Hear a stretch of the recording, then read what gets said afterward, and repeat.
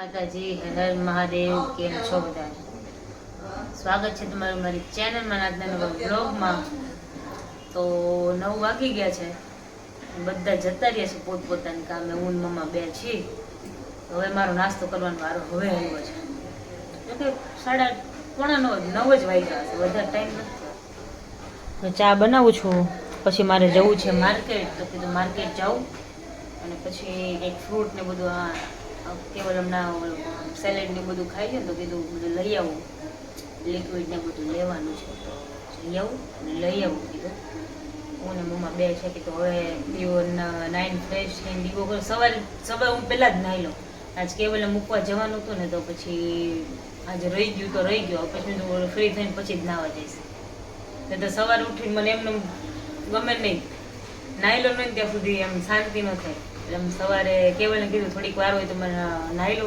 તો કે ના હવે નાહવા નથી જવું કે તું નાહવા જઈશ ને તો પછી વાર મોડું થઈ જશે ટ્રેન લેટ હતી પણ તોય મને ન નાહવા દીધું કંઈ વાંધો સારું ચાલો પછી બધે વારા પડતી બધાને પાણી ગરમ કરવાનું હોય ને એટલે પછી વારો ન આવે કંઈ વાંધો નહીં વારો ન આવ્યો કેમ છે કોક સાથે વાત કરે છે આવે એટલે બનાવી અમારી બાજુ વાળાને વાત કરીશ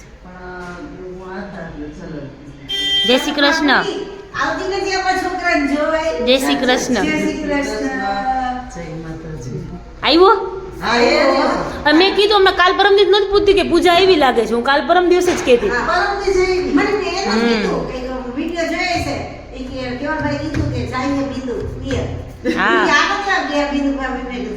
બે 3 દિવસ ગઈ હતી કેવલ ને મીટિંગ હતી ને એટલે 1:45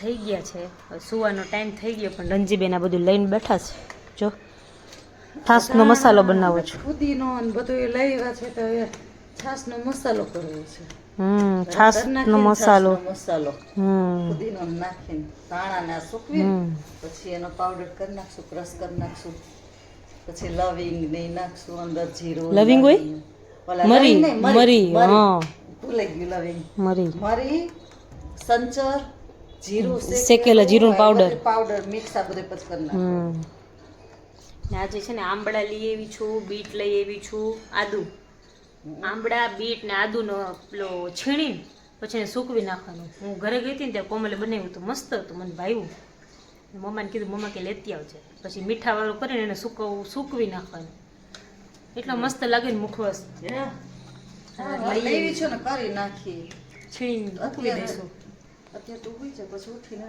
વાળે અત્યારે હું આ ખાલી દાળ ખાઈ પોલા કરી નાખું એટલે આ સુકાઈ જાય ને એટલે જો મસ્ત પાવડર મસ્ત થઈ જાય છે તો કે મારે જીમરી તો ખાય જ છે મને જીમરી કરતા સારું લાગે હો મસ્ત લાગે એમની ફુદીના પાવડર જરાક કેદુનો છે કેટલો ટાઈમ થયો તો એ ડબ્બી ખોલસ તો કેવી સ્મેલ આવે આ તો એટલો મસ્તનો ફુદીનો હતો ને લેવા ગઈ હતી ને તો 2 જોડી તો લઈ આવી પણ તોય હજી મને નથી ખબર કે આટલો પાવડર કરવો હતો મને એમ કે મમ્માએ છે ને વચ્ચે લીલી એટલે તાજી કઈ રીતે મને એમ એવી કરવી હશે ઈ ટોચીને કઈ રીતે હા ઈ ટોચી હા તે દિવસે કઈ રીતે મને એમ કે એવી કરવી હશે એટલે હું બેડ લઈ આવ્યો તો બહુ મસ્તનો ફુદીનો હતો પણ ધાણામાં કાંઈ નહોતું આજે બીજું કાંઈ લેવાનું જ જવાનું ખાલી કેવલના માટે ગાજર ને કાકડી ને બધું લેવા જવાનું હતું કાકડી હતી મસ્ત કોણી હતી એ લઈ આવી ને લિક્વિડ ને બધું પતી ગયું હતું હાલો લઈ આવું જઈ આવું ફ્રૂટ થોડુંક લેવાનું હતું ફ્રૂટ લીધું એ બધું લીધું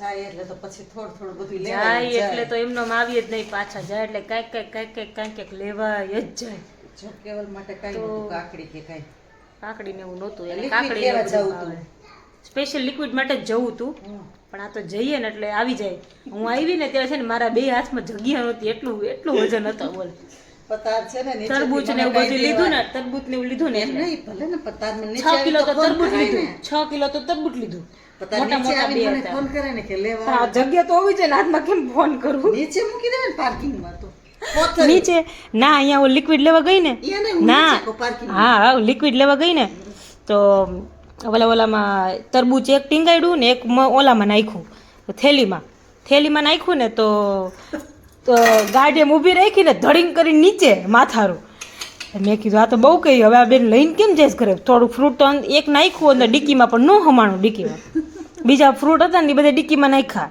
મેં કીધું હવે શું કરું, કીધું આ તો અંદર હમાય એમ નથી. એક તો ટીંગાડ્યું ને બીજું થેલીમાં નાખ્યું ને, થેલી બાંધીને તોય માથારું આ બાજુથી બહાર નીકળ્યું. મેં કીધું હવે શું કરવાનું, લિક્વિડ નીકળ્યું. પછી હવે મમરાની થેલી લેવી હતી. મેં તો હવે મેં કીધું ઊભું નથી, હું જાતી હતી ને ત્યારે મેં કીધું મમરાની થેલી લેતી જાઉં. મરીને બધું લીધું ને પહેલાં લીધું. મેં તો સેવ મમરાને એવું કરી નાખશું કીધું એમ. તો જાતી વખતે લેવી હતી મમરાની થેલી, બધું રિટર્નમાં લેતી જઈશ કીધું. પછી મેં તો રિટર્નમાં તો કંટાળો આવે ઊભું રહે, અને એકવાર હું જાઉં ને પછી આવું ને તો બહુ કંટાળો આવે મને ઊભું રહેવાનું.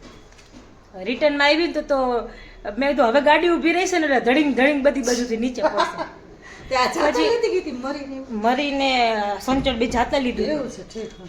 રિટર્નમાં પછી શાકભાજી વધારે હોય ને તો ઊભું રહેવાની ઈચ્છા ન થાય. એટલે હું પછી તને કઈક પછી યાદ આવ્યું શું યાદ આવ્યું હતું તો મેં નો કીધું એ તો ઓમ લઈ આવશે કે તાર પછી વર્તા બધી સામાન હોય એટલે ગાડી ઊભી રાખીને દુકાનમાં તરબૂચ ને બધું વધારે હતું ને એટલે થોડોક સામાન વધી ગયો. વસ્તુ લેવાની જયારે જવાનું કેવલ ને તરબૂચ ભાવે કેમ કે હવે તરબૂચ આવે છે ને તો હવે લઈ આવો છો.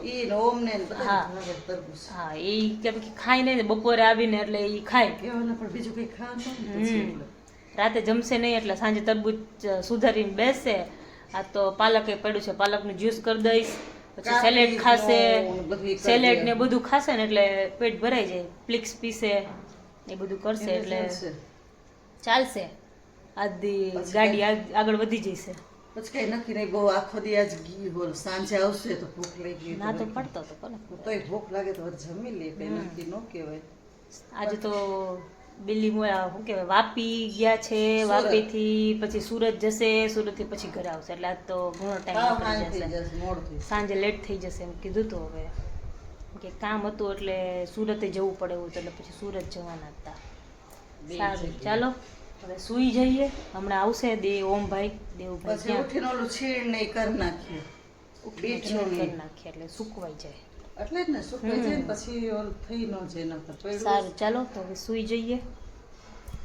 હેલો, તો જો આજે સેટરડે નાઇટ છે તો બિંદુ કીએ તરોપું પીવું છે. તરોપું પીવા આવ્યા. જો કેવું છે મારું સારું છે કેવાનું ખારું છે. મેં એને એમ કીધું કે થોડુંક તો ખારું નીકળે. તો દરિયા કિનારે ઉગે ને એટલે ખારાશ હોય તો એનું મીઠું નીકળ્યું ને તો એ કહે કે આ અહીંયા જ ઉગ્યું હોય કે એ ઝાડ હોય ગઈ.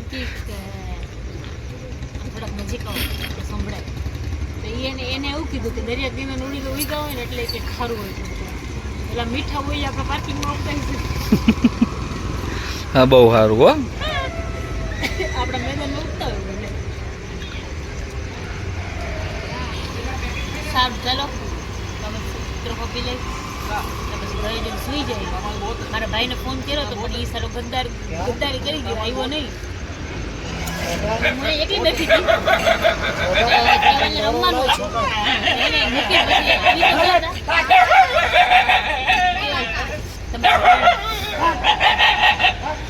બાઈજા